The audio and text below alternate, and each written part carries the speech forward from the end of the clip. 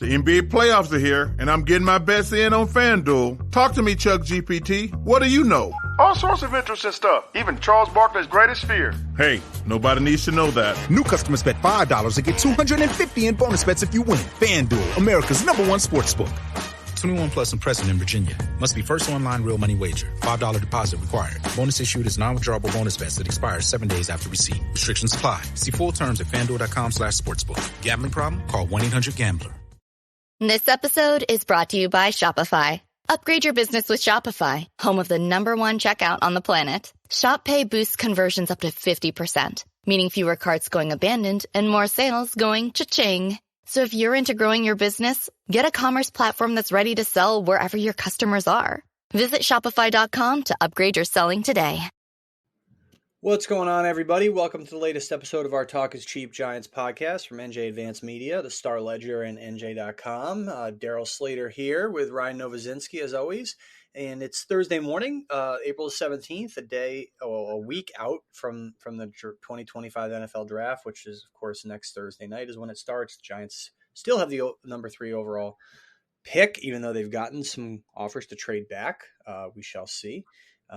Joe Schoen, the Giants general manager, talked yesterday in East Rutherford about all manner of things, which we will get into, along with some of the latest on the quarterback pursuit, research, whatever you'd want to call it. And then we'll address some other positions here that the Giants could look to address in this draft, which might be the last one for Joe Schoen, as he kind of acknowledged Wednesday rather, in terms of, hey, you miss on a quarterback. And then he didn't finish a sentence, but the end of that is obvious. So that's where things stand. In our most recent episode, we did talk extensively about quarterback stuff. So we're not going to get into that a ton here. So if you want to go check some of that out, that's available in the most recent episode, but we will touch on the latest there. Ryan, what's going on? Daryl, today's the day that I guess I plan out all my cheese curd destinations in Wisconsin for next week and figure all out where I'm going to eat there and stuff like that. So very excited to get out there and see what the Giants end up doing. I think it's getting pretty. It's more and more obvious as the days go on, rather.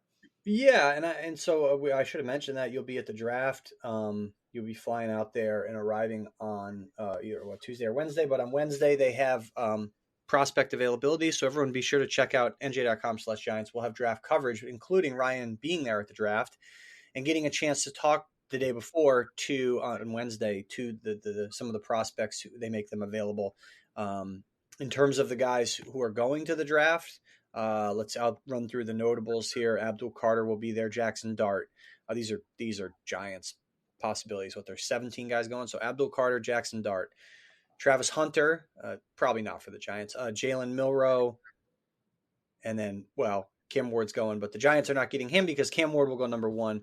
Travis Hunter probably will go number 2 to the Browns, and that's how things are, as Ryan alluded to, how things are looking at this point, and that would leave either Abdul Carter or Shedeur Sanders, which I think everyone agrees would be a reach at 3, but they need a quarterback, so there you go. So that's who will be at the draft. Ryan will be there. We'll be covering Thursday night and get a chance to maybe talk to the Giants pick in person if it's Abdul Carter, or if they trade up into the bottom of round 1 and get Jackson Dart. But Shedeur Sanders will not be there. And Travis Hunter will. So really Shedeur Sanders is the main one, right? So who will not be there. But that's how our things are looking for next week. But in terms of yesterday, Wednesday, what were you – let's just leave it open-ended. Your big takeaway from Joe Schoen was what? My big takeaway from Joe Schoen was the fact that he might not take a quarterback at all. His exact quote was, "We put ourselves in a position where I don't think that's mandatory or where our feet are to the fire." And then he went on to say, and this one stuck out to me like a sore thumb. When he was asked how he would characterize the class, he said, "I mean, there's some depth to it." So it's not exactly the the 1983 class, I think was the legendary one. Yeah, Joe Schoen is not exactly bullish on this class. Whether that's a smart idea not to take a quarterback or not, I think you have to at least consider taking one in, a 5th round flyer at least. Look, I think the only way this winds up being a smart decision is if they knock it out of the park on every other pick. Like, okay, fine, you didn't feel like Milroe or Tyler Shuck was worth any of these, a day two investment or what have you. Well, then you better find some gems. You better be able to recreate not only that 2024 draft class. You better be able to build a super team out of this class. You better be able to assemble a team that makes Jameis Winston or Russell Wilson. Obviously, it'll probably be Wilson's. It better make their flaws okay. You know what I mean? You better build such a good team around them that it can overpower this really, really daunting schedule you have next year, which obviously sounds like a pie in the sky dream anyway. But, either way, you need to knock it out of the park with every other pick if you decide, hey, we're not going to take a quarterback in the future. And it's just kind of weird to me for a regime that was pretty much brought in. I know they had Daniel Jones at the time, but it was pretty much brought in under the promise of, okay, they're going to squeeze every ounce of potential out of the quarterback. They're brought in because of the quarterback, right?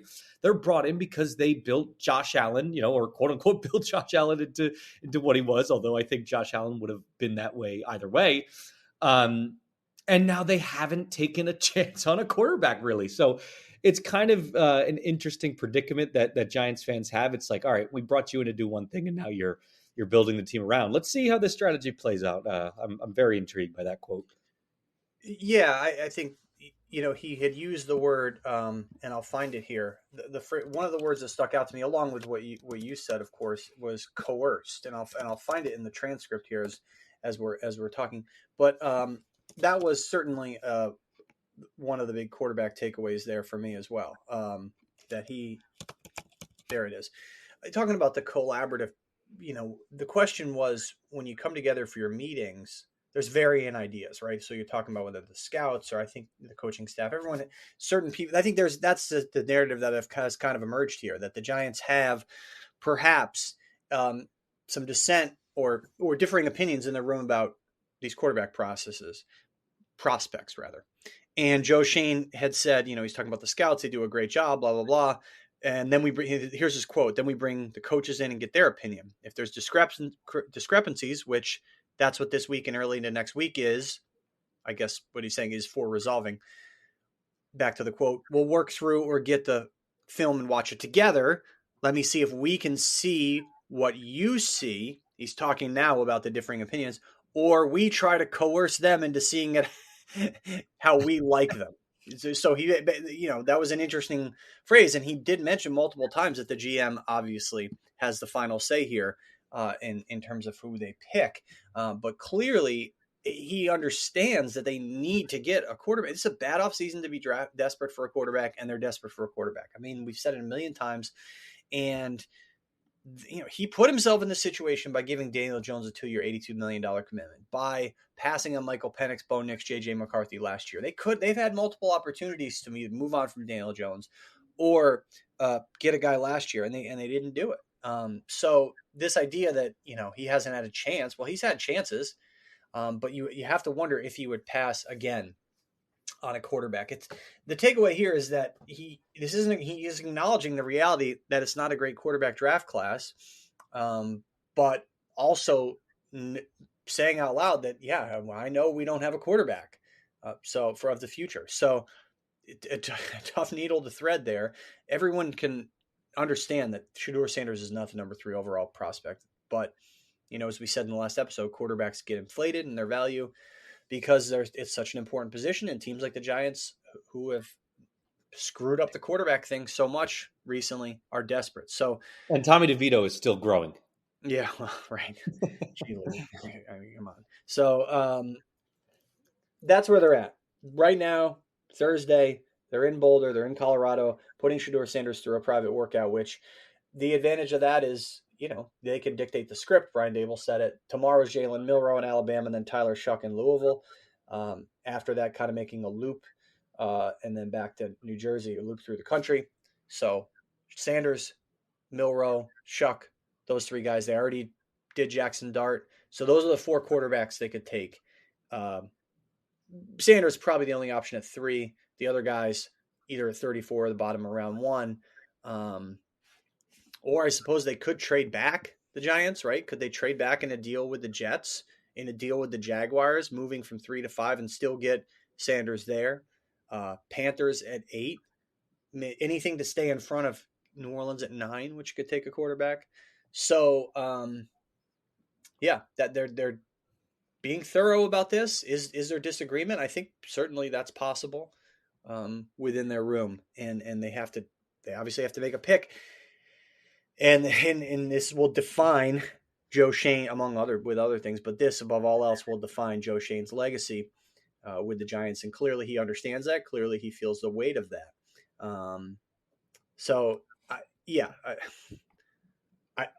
I think we know what the first 2 picks are going to be, right? So, we talked about this last week. But what do you see them doing? Do you think they'll take Sanders at 3? I don't think they'll do it. No, certainly not. I think, and all the smoke is kind of leading to that now. I feel like nobody's even hiding it anymore. I honestly think I'm at the point where I would be surprised if they're even considering it at number 3. Like, surely they are, but I just don't see it any realm where that happens. I think Shane's comments yesterday was just almost the exclamation mark on that, right? Where he's saying, he would fit Travis Hunter in any way possible. He would fit ditto for Abdul Carter. And of course, that might just be conjecture. That might just be, the public, press conference thing. He doesn't really consider that. But Joe Schoen is doing a really good job, even behind the scenes. Like the guys that you see, usually get the Giants stuff leaked to them. You'll see Joe Schoen's real interest kind of leaking out. And it seems like in recent weeks, that smoke with Shedeur Sanders, which was like completely loud and engulfing, the media room at MetLife Stadium, or sorry, at the Giants practice facility, that is now feels like it's completely gone. So I don't see them taking Sanders. I think it's going to be Carter, and I think they're going to. I don't know what they do at quarterback now, though. Like the comments yesterday, it makes it sound like I think they're going to take a quarterback in this draft. He almost has to, right? And that's why having the number 99 pick helps them. The comp pick that was a little bit higher than expected. It gets you in the range of, okay, maybe you take a swing on like a Quinn Ewers or something like that if he's still on the board, because there seems to be like the top echelon of quarterbacks, and then there's like a second tier, obviously. Then there's like a middle tier. Maybe he finds someone more from that middle tier, like, again, like a Quinn Ewers rather than a Jalen Milroe or a Jackson Dart. But I think you have to take one, right? Even to have like a fail-safe almost at the, if the Giants start like 1-5 and to sales pitch to Mara, like Joe Shane's like, oh, well, we haven't even started our rookie quarterback yet. Like, let's throw him in and see what he can do. And then it ends up being like to use another Texas quarterback, like a Sam Elliott situation where he goes in and just completely craps it up. I think they do wind up taking a quarterback, but I don't think it'll be Shedeur Sanders. Okay, so while we're on the topic, let's run it through. So say they pass on Sanders and they take Carter. Okay, I can be on board with that, and then we'll say in this scenario they stay at 3, even though Joe Schoen says they've gotten some offers from teams wanting to move up. They're going to be able to dangle either Carter or Hunter there at that pick, probably Carter. So will the Jaguars want to move up for him? Why would New England move up one spot? They could just call the Giants bluff, whatever. But let's say they do that. Where does Sanders go in your mind? I see him in New Orleans at 9. I see him. See, I want to give a different answer to you. I also see him in New Orleans at 9, but just to give a different. What else? What are the other options? I think the other option right there is Pittsburgh. Pittsburgh at some point is going to have to stop waiting around for Aaron Rodgers. Yeah. And even if they do get him, he's not the long-term answer. Exactly. No, you're right. But the other point there is, like, you see some of these players on Pittsburgh. You see TJ Watt with the ominous Instagram story with the deuces last week. You see Cam Hayward, basically say, like, you're a Steeler, you're either a Steeler or you're not a Steeler, and in more I guess direct terms than that.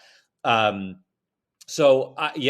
would say that if he does not go to New Orleans, then Pittsburgh's going to try to, force another round one quarterback. Pittsburgh has a pretty good team, like already pre-built. So I don't know how many round one needs they necessarily have, other than quarterback. Like at some point, the Steelers are going to have to, land a round one quarterback that actually works. Like you can't just rely on like a Kenny Pickett. Maybe Shooter Sanders winds up being another Kenny Pickett, but like again, it's like kind of like the Giants, right? Like you never know unless you try. That's why the quarterback thing, even in this weak draft class, was such a question mark for the longest time. It's like, all right, yeah, everyone says it's a weak draft class, but you never know unless you try, right? So I don't see him falling past Pittsburgh. So if the Giants are going to, if they do want Sanders, if they do value Sanders, but just not at the number 3 pick, then yeah, it'll either have to be a trade down or a trade back in. Now, if that trade back in is in like, the top 15 pick range, it's going to be pretty costly.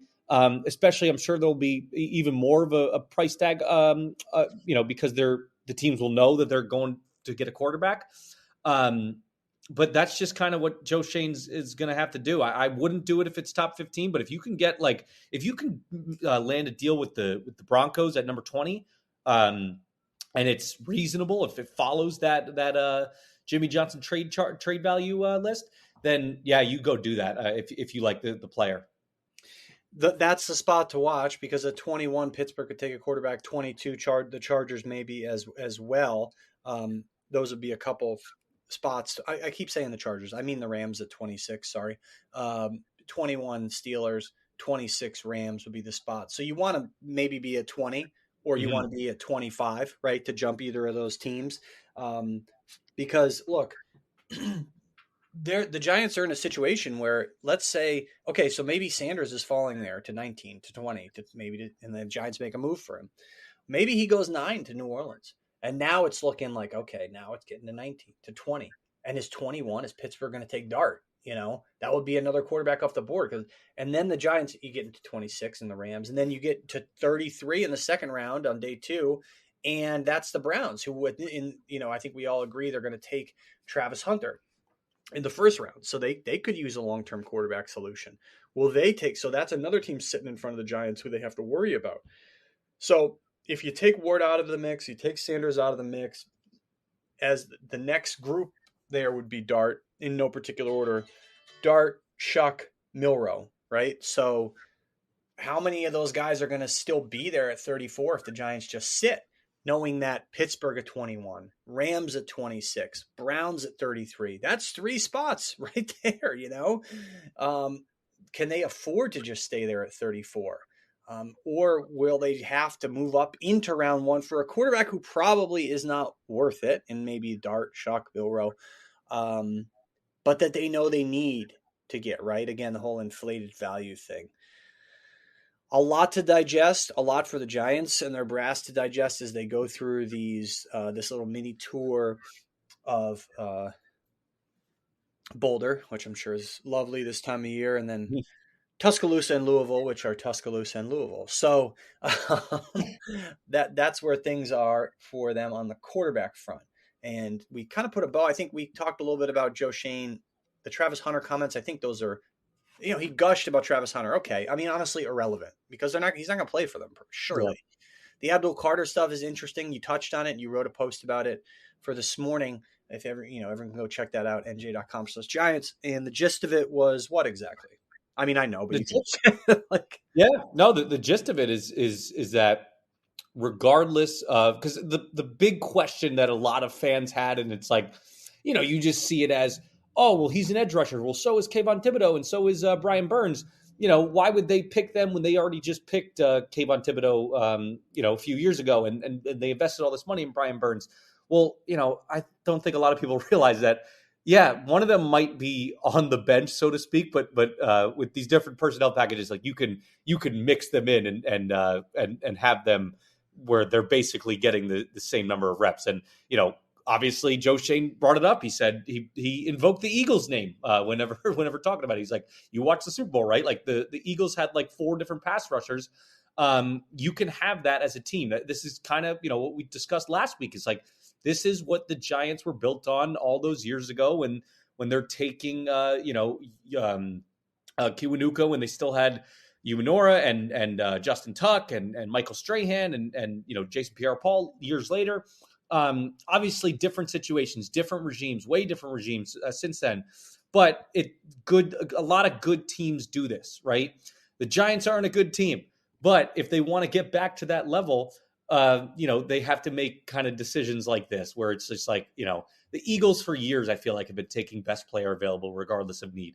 I mean, the Eagles have been I feel like they take an offensive lineman that they haven't needed, like, so, a bunch of years in a row, right? So it's just kind of building that depth. It's building that, depth, but also you're filling out your top end too. When a guy like Abdul Carter is on the board, it feels like Joe Schoen, at least he's saying publicly, he recognizes that kind of is a talent you can't really miss on. And he even used the words that the Titans GM used all those months ago, where he says, "Oh, I won't pass on a generational talent." Now, I guess granted, now he thinks that Cam Ward is a generational talent. We'll see how that pans out. But even still, at the time, it sounded like he was that meant he was going to take Abdul Carter. Joe Schoen saying this sounds like he's going to take Abdul Carter, because that's just kind of the cards that he's dealt right now. How that pans out, I think it could be a good marriage there. But we'll have to see. But either way, point being, Abdul Carter can fit. They'll find a way to make it work. But a lot of the onus, again, like I said last week, is on Shane Bowen to make it work in his defense. For sure. And the quote exactly from Joe Schoen was this: "So if there is a blue chip or generational type of talent or something you just can't pass on, even if you maybe already have starters at that position, you don't pass on that type of player." That was a pretty direct quote. I mean, not talking directly about Abdul Carter, but essentially, yes. But again, I think, what's he going to say? The opposite of that? I think he said, he said kind of the safe things. He said some things that were, quarterback wise, similar to what he said at the owners' meetings in late March. And then some things where, okay, you kind of have to read between the lines a little bit and think about motivations for why he's saying these things, and et cetera, et cetera. So the other thing to look at with Kayvon Thibodeau, they could keep him on the roster and just decline his fifth-year option, which is due 2 weeks from now, 1 week after the draft. It's $15 million, I think. And so I wrote about that for this week. Like, what do they do with Thibodeau if they draft Carter? They don't have to trade him. I understand he hasn't been worth a number 5 overall pick, but he's performed efficiently, at times. And it's not like you have to it's not an all or nothing thing, right? It's not like you have to commit the option to him for 14.8 for 2026, fully guaranteed at the time of picking it up, or you just trade him. You can keep him this year. Now, then you're looking at a situation where if he balls out, then you're at the mercy of the franchise tag, and he's on the, if you want to keep him, it's going to cost you a lot next offseason, et cetera. So, but we touched a lot on those, an edge rusher, of course, quarterback, but in terms of other positions, you did a little something recently on the other areas that the Giants could potentially address based on, what their roster looks like. Let's start, and then we'll name a few guys who could be targets. Let's start with offensive guard, specifically right guard. Greg Van Roten, not a long-term solution clearly there. I don't want to hear any more about Evan Neal moving to guard. Enough. Okay. Like, until the guy can show he can play guard, maybe they can eventually be a starter down the road, but you can't bank on it, right? You can't bank on him being your week 1 starting right guard. Let's hear the rundown of we'll start with right guard. Where do you see that in terms of the guys that they could throw, that they could pick? Yeah, the interesting thing about every other position need that the Giants have is that, other than quarterback, is that they're all completely deep. Like, this guard class is a really good guard class. There's some good, like, round 1 names that, they might fall off the board. Like, if a team is up there, like a playoff team needs a guard, like, they might take a swing on one of them. But you obviously, like, most of the time you don't see guards going round 1. You see it's mostly a tackle kind of round for them. But there's a lot of versatile guys, right? Like, if they do take a guard at 34, some of the names that stick out, Tyler Booker from Alabama. He's a guy, I think he's played a little bit of tackle too. Same deal with Donovan Jackson. Same deal with kind of a small school guy, Greg Zabel from North Dakota State. You know, a lot of versatile kind of names here that you feel like, you know, these guys kind of stand out as Giants. But, you know, I don't know necessarily that day 2, you know, 34th pick is the time to pick a guard, right? That might be, you know, better served for D tackle, but we'll get to that obviously. So what's next, right? The next pick that they have after that, I believe, is 65th. Yep. At there, they can take a guard from Georgia, Tate Ratledge. I think that's a guy that I've seen mocked to them a bit. I've mocked them to the Giants a bit. That feels like a Giant kind of pick. I think he's 6'7" as a guard, which is pretty good. 6'7" and 308 pounds. So and ESPN has him as the I think the 70th ranked prospect. He's the 6th ranked guard. The 108th ranked prospect is the 6th ranked guard. So they might be able to get him at 99 as well. Either way, that's a guy I would circle as a Giant pick. And then other than that, it's there's another guard from Purdue, Marcus Mabo, that I've also seen mocked to them a little bit. But point being, they need to get a guard in there because they need a long-term solution, like you mentioned, to Greg Van Roten, but they also need a guy that compete there right away, right? Because if it goes south with Van Roten fast, if, like, you know, he was, I guess, fine last year. Like, he wasn't exactly a world beater, but, like, you know, he was a plug and play kind of like replacement level player that you just put in there, that Joe Shane got literally in like training camp.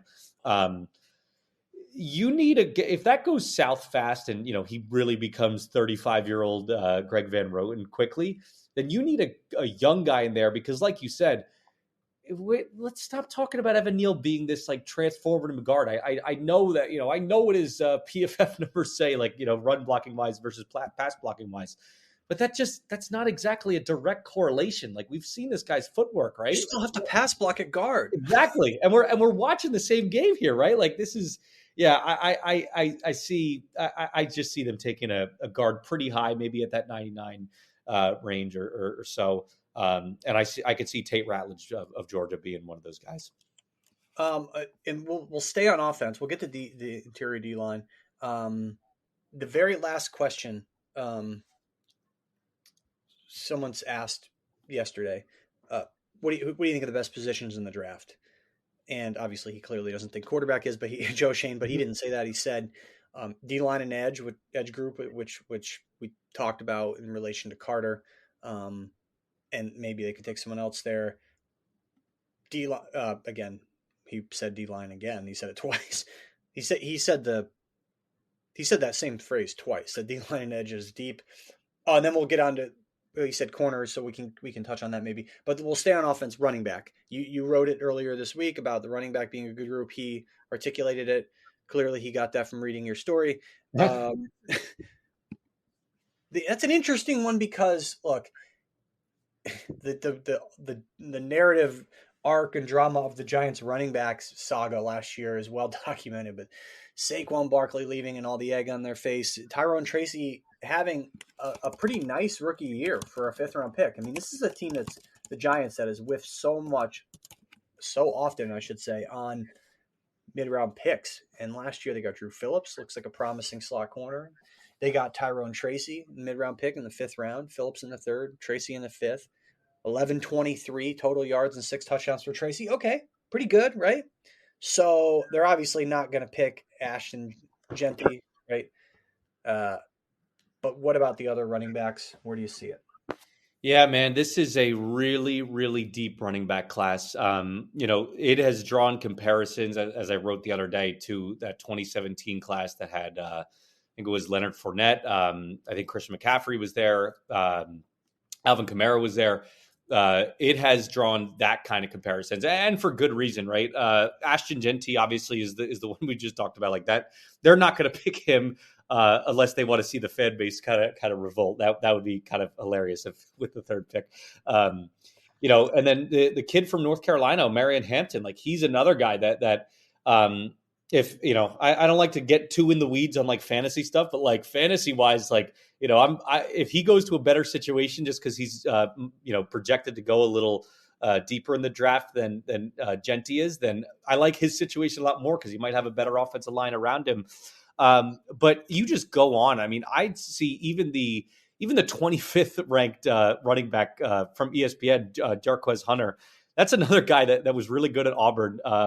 The 24th is my guy Ollie Gordon from Oklahoma State. Like he's a big guy. He's the kind of the guy that when I was a senior, I guess he was the first guy to kind of draw Barry Sanders-esque comparisons over Ashton Jeanty. He did it before it was cool for Ashton Jeanty to do. So, that's a guy, obviously he had a bad year last year. He had the DUI too in the summer leading into the season, which is when Gundy said that, who doesn't have a few beers and drive sometimes, which is just ridiculous. But yeah, he's another guy. So like, it doesn't matter really where you get your running back. I think you're going to find a good one because, there's also, local guy, Rutgers. I think he went to Don Bosco too, Kyle Monungai. That's another one. There are guys that you can get, in pretty much any round. But if Joe Shane thinks that if he wants to take a swing at the position, I don't necessarily know that he does.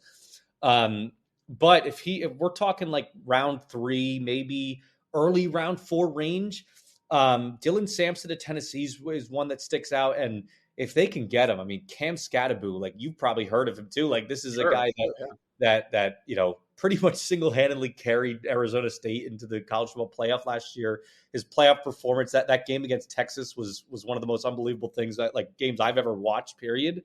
There's a lot of good names in this class, which is why that position that's why I wrote about it the other day. It's like, you just see again, I look at the 25th ranked running back and I'm like, okay, I know that guy. Like that's, you look at even go to the quarterbacks, like, all right, let's see who the 25th ranked quarterback is. I probably don't even know the guy. Like it's definitely a strong class at that. So I wouldn't be surprised to see Shane take another guy, maybe even before he did, Tracy last year in the 5th round. No doubt. And a couple guys you didn't mention, the 2 guys from Ohio State, the national champs, Quinshon Judkins and Travion Henderson, of course.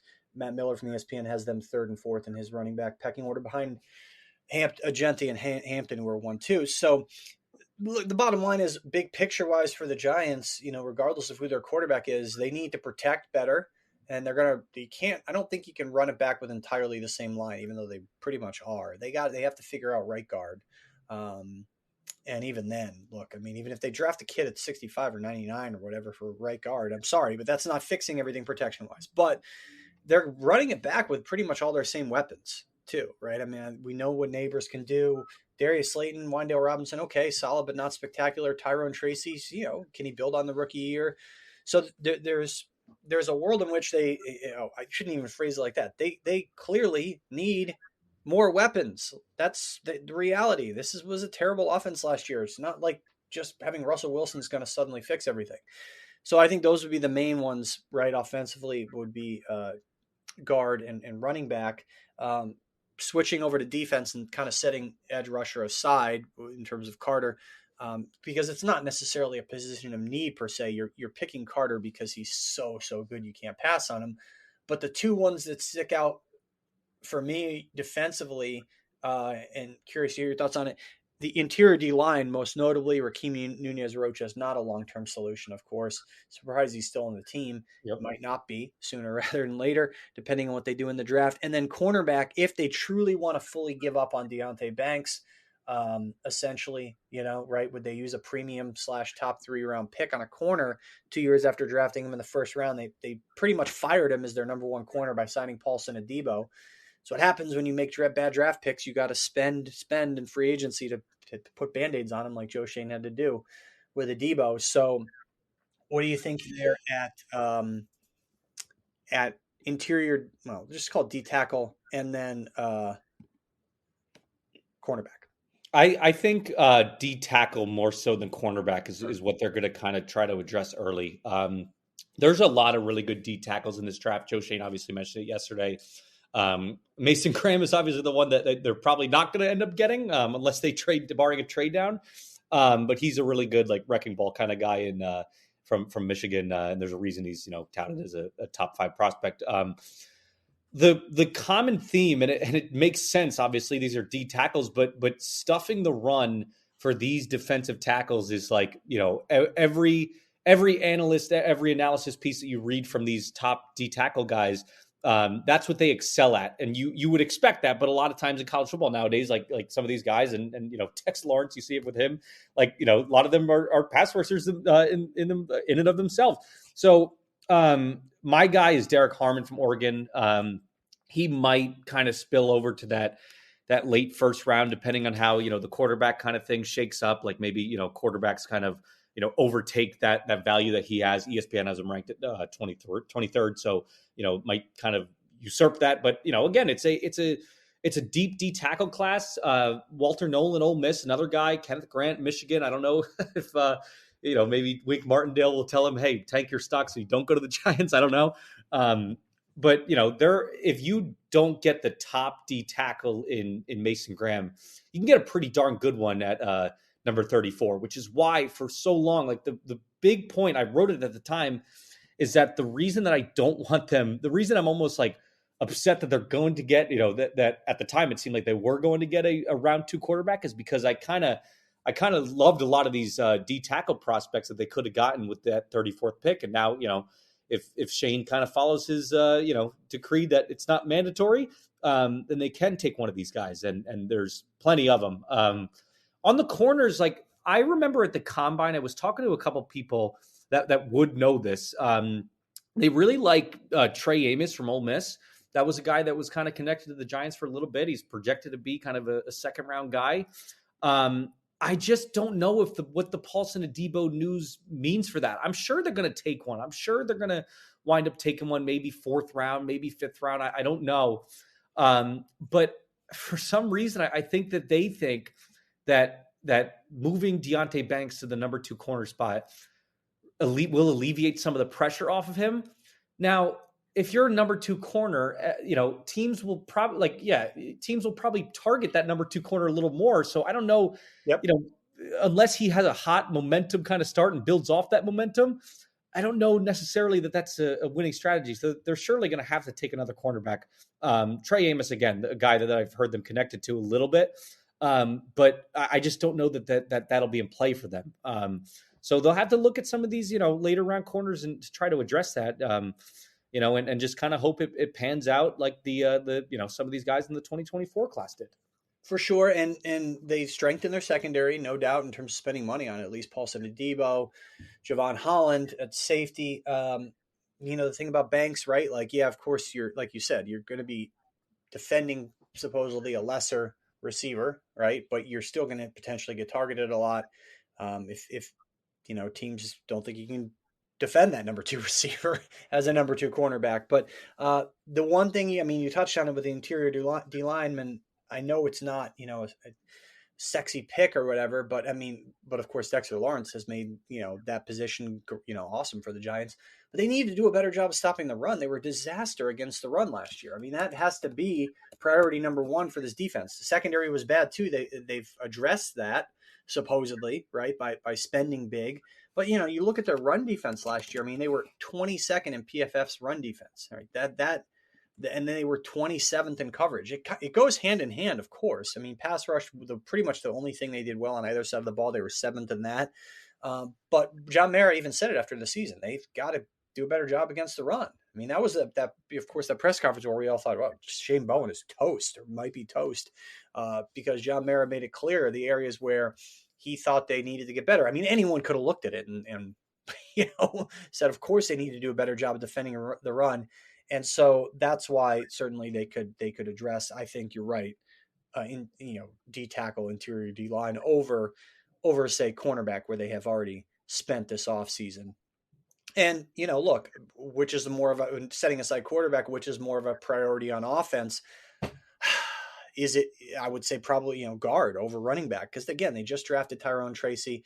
And if they're not ready to give up on Deonte Banks, and I don't think they are, I'm not saying they're, would be giving up on Tyrone Tracy, but are you, I think they're certainly not likely to, kind of bring in some high premium draft pick competition for him. So Tyrone Tracy had a good year, but I don't know if we could bank on him becoming, That's the issue, right? You look at his numbers. I just, 11-23 total yards, rushing and receiving, 6 total touchdowns, rushing and receiving. All right, well, let's go through his games here. All right, you just talk. That's how many he had. 3 100-yard games, right? He had 100. And talking about let's just do it as we'll do it as rushing. 145 in Pittsburgh, 129 in Seattle, 103 in Carolina. After that, it drops off to 66. That was his next best game. Okay. So you look at total yards. He had 100 total yards against the Bengals because he went for 50 and 57 rush receiving. And other than that, as I'm doing bad math here, he did not have 100 total yards in any other game when you throw in rushing and receiving. So he had 4 games with 100 total yards when you incorporate the rushing and receiving. And look, I mean, as a receiver, the 57 against the Bengals, then he had 43 in Atlanta where he had 26 rushing. So, he can catch the ball, but he's not, a dynamic receiving threat, even though they did not make him that, I should say, right? I mean, he didn't have 57, 43, 38, 33, 28. Those are his receiving yardage top games. We know he has a history of as a receiver. Maybe they mix him in doing more of that. Again, they targeted him 53 times. He had 10, 6, and then 3 games of 4 targets. So not like they targeted him a lot, even though he does have the ability and the background in that area.